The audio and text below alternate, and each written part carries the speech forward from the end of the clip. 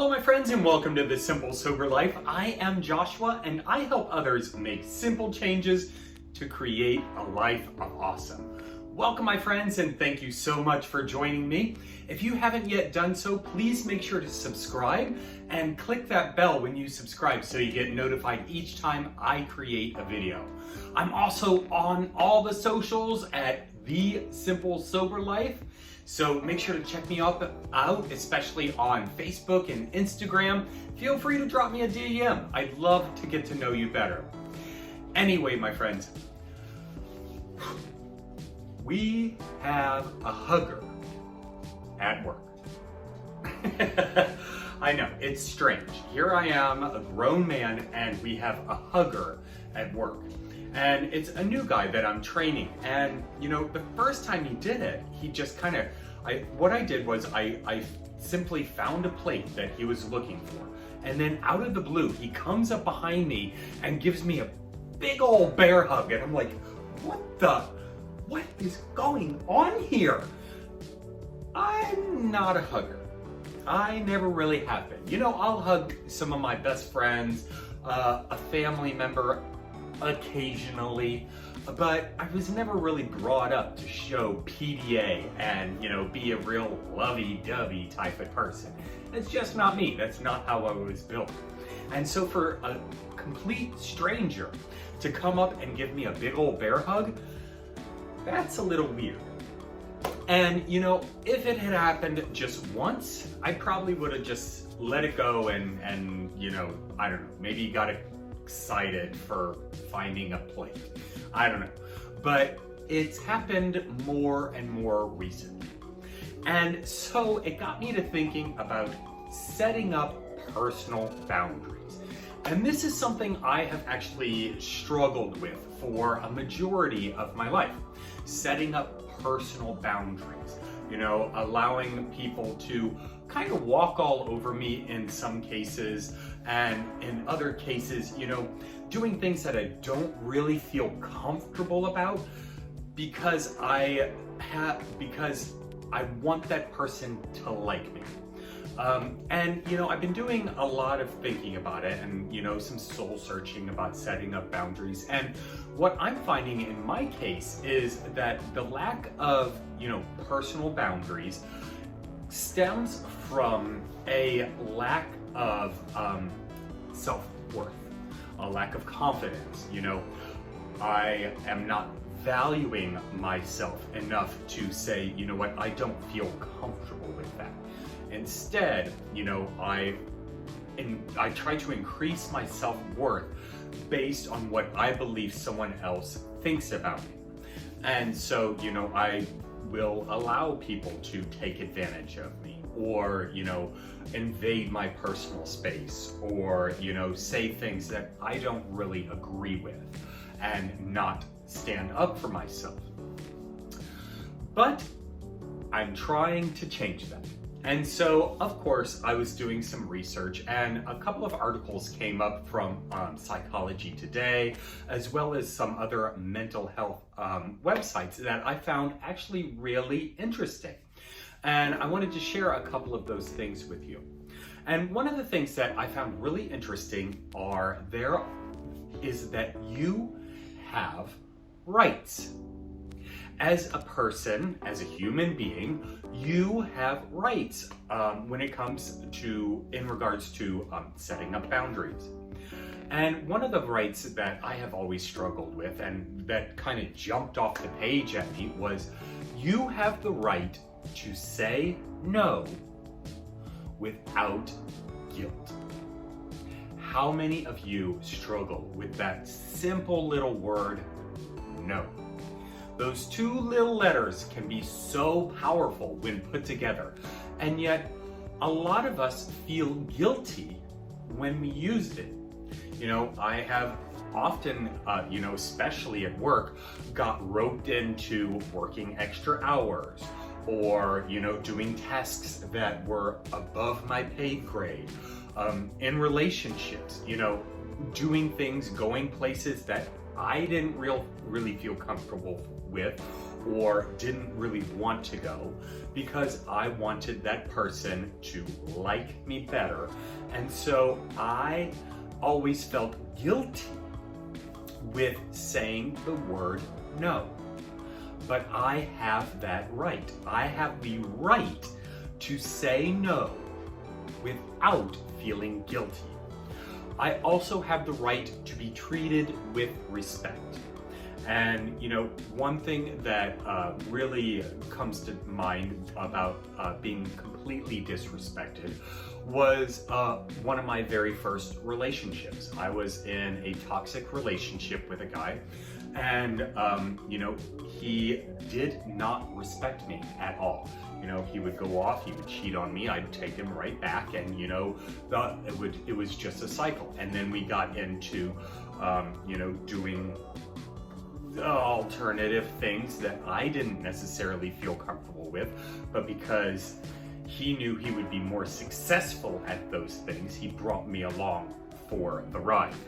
And I just didn't feel respected, but I allowed myself to be trampled upon. I allowed myself to be a doormat. I allowed myself to break down all of those personal boundaries, or not even have any to begin with. And I allowed myself to be disrespected over and over and over again. It wasn't until I actually broke off that relationship and learned some valuable lessons about what I was willing to put up with and what I wasn't, that I was able to, kind of build up my self-esteem a little bit and carry that on into the next relationship.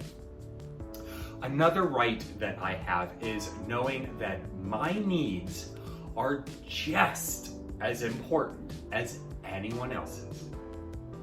I know I'm not a parent myself, but a lot of people that I work with are parents. My sisters are parents, and I see them sacrifice so much for their children. And you know what? I completely understand that. But we all have needs, and it is, in my opinion, that the only way that we will better serve others is to ensure that our needs are met. We have to make sure we get enough sleep. We have to make sure that we eat. We have to make sure, that we have time to ourselves to explore and do things that help us grow and mature and, have fun with.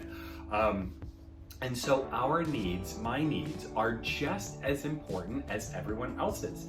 And there have been numerous times that I have put my needs on the back burner because I wanted to, be liked. I wanted to, make others like me, and committed to making sure that other people's needs were met before my own. Another right that I have is to accept that I am human, and I make mistakes, and I have failures. That was a huge thing for me to get over. First of all, admitting my own humanity. I mean, I was godlike in my own mind, and I shouldn't ever make mistakes or, come up short or fail. For God's sake, God forbid I should ever fail. I would beat myself up over and over and over again, trying to be this perfect person or this perfect substance of a person, and just beat myself down until I completely eroded or just kind of exploded, or just couldn't stand where I was at anymore. But knowing and accepting that I am human, accepting my own humanity, and knowing that, mistakes aren't a bad thing. Failures aren't necessarily a terrible, life-altering thing. Some of the greatest accomplishments that I have ever achieved have been a direct result of failure. What I've learned in that mistake, what I've learned from that failure, getting up and forging on and pushing myself even further the next time, and becoming successful then. So accepting those mistakes, accepting that I will continue to make mistakes, and I will continue to fail, and thank God for that, because that means I'm just one step closer to reaching my ultimate goals. And another right that I have is not being okay with not meeting other people's unreasonable expectations of me. The only person I really have to, own up to is myself. And when other people put unreasonable expectations upon me, then, in the past, I've always struggled and beat myself up to try and reach those. But all that I was doing was setting myself up for failure. If it's completely unreasonable, then, we can strive to be better, but some people, you just can't meet their expectations. I've had bosses like that. I've had relationships like that. Just, they have this unreasonable expectation, and it's just madness. But I have the right not to meet those expectations and be okay with it. So, now that we have set some ground rules, now that we know what our rights are as a person when setting up personal boundaries, how in the world are we actually going to establish our boundaries? How are we going to move forward and create those boundaries so that we can build up our self-worth and build up, our sense of self and self-esteem? And that will come with setting up your own personal boundaries. And one thing that I've learned and am still learning is that in order to get started setting up boundaries, we have to examine what our current values and our current boundaries are. There are certain things that we just will not tolerate no matter what. And I think everyone has, that kind of cutting off point. Today, I was talking with a guy at work, and, we started talking about when I started it, and his, I'm a little peeved off about it right now, still, and I shouldn't be, but he started saying things like, I would work you under the table, meaning that he believed that he works a lot harder than I do. And I took really great offense to that. And so he had crossed that boundary. One thing that I pride myself in is my work ethic. I am up between 3 and 4 every single morning, and from the time I get up to the time I go to bed, sometime between 9:30 and 10, I am working. If I'm not working at the job, then I'm working on improving my physical health and my mental health. I'm working on school. I'm working on building this company. I'm working on building other relationships. I am working at least 18 hours a day. And I pride myself on that because I was brought up with a very strong work ethic. And so when I felt that he was criticizing that aspect of me, that was a boundary crossed. And so that is a boundary that I have always had. You do not downplay my work ethic. That's one thing you will not do. That's something I will not tolerate. I have never tolerated. Sorry, just kind of had to get that off my chest. But we all have these personal boundaries. And so we need to really understand what those are and then start building upon those.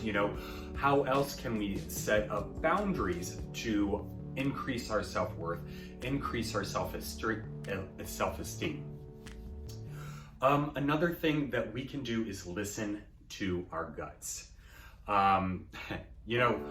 Even though we have evolved and kind of gotten out of the prehistoric times where it was kind of fight or flight, run for your lives so, the Tyrannosaurus Rex doesn't get you. We still all have that innate ability to understand if we don't feel comfortable with something.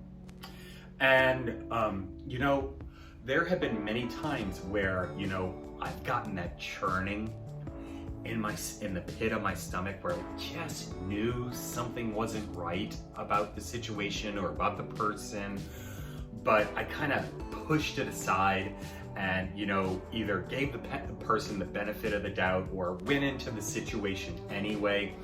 And 9 times out of 10, my gut instinct was right.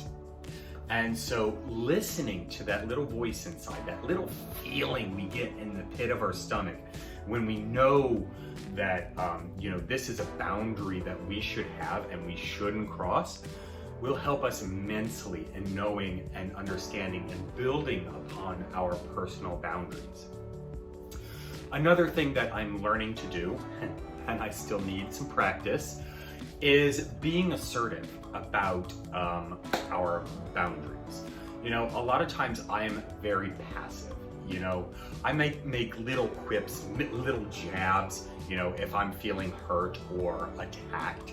But I rarely ever just stand up for myself and say, no, this isn't right and this is how I feel.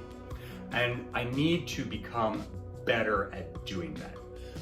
This instance that happened today, I felt like I was being personally attacked, or at least my work ethic was being personally attacked.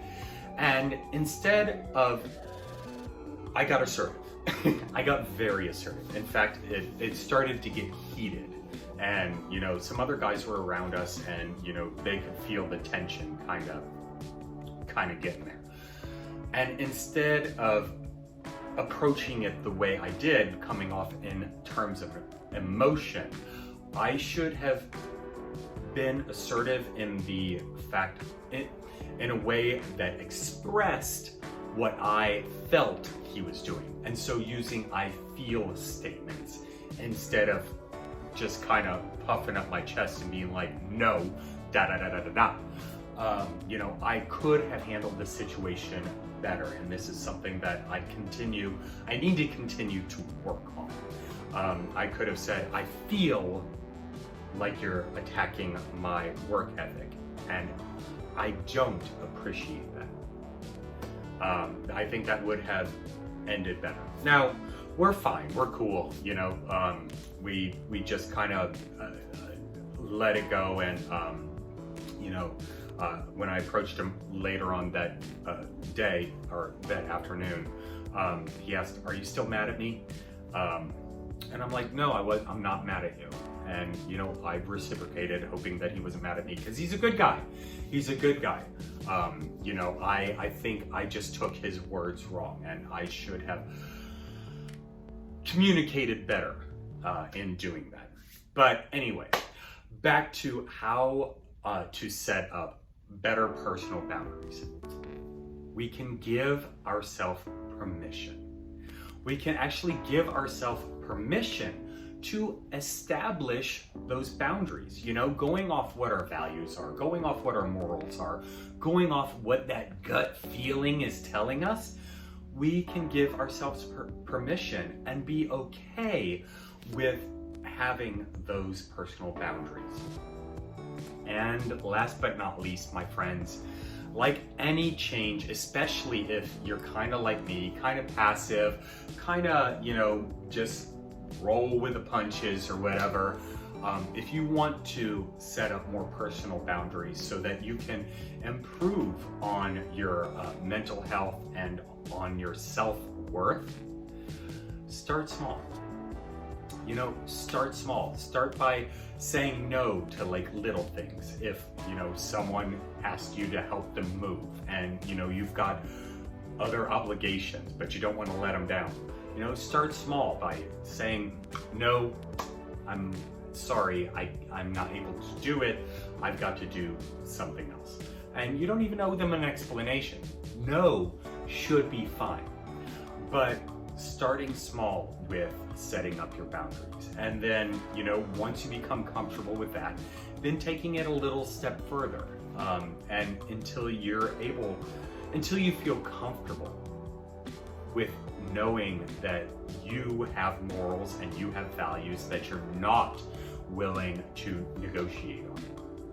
I hope you got value out of this. If you did, my friends, please make sure to give this a big old thumbs up. And if you have any advice on how to better set personal boundaries, I would love to hear that. Just comment with them down below. And until next time, my friends, cheers.